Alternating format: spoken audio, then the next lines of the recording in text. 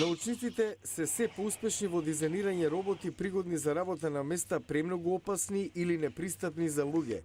Овој беше изграден од истражувачите во едно од најнапредните роботички инженерски училишта, Карнеги Мелон универзитетот во Питсбург, Пенсилванија. Роботот Змија со 16 зглобови му дозволува да пенетрира во тесни простори, како подземни цевки или вентили во нуклеарни централи, барајќи оштетувања. Шефот на тимот што го дизајнирал, професорот по роботика Хови Човет, вели дека има многу места каде луѓето не може да влезат.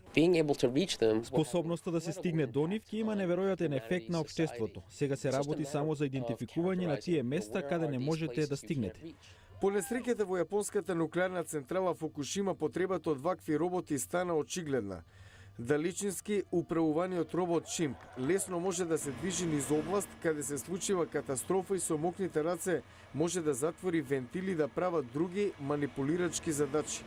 Антони Стенц е директор на роботичкиот центар во Карнеги Мелон. Мојата цел е да развиеме роботи што ќе вршат работа што е здодевна, валкана и опасна. За тоа дали представуваат опасност, навистина мислам дека не треба да се грижиме за тоа.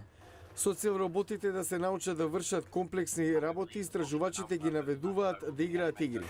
Благодарение на нов алгоритам, овие роботи кои играат фудбал активно може да го предвидат однесувањето на топката благодарение на основните закони на физиката.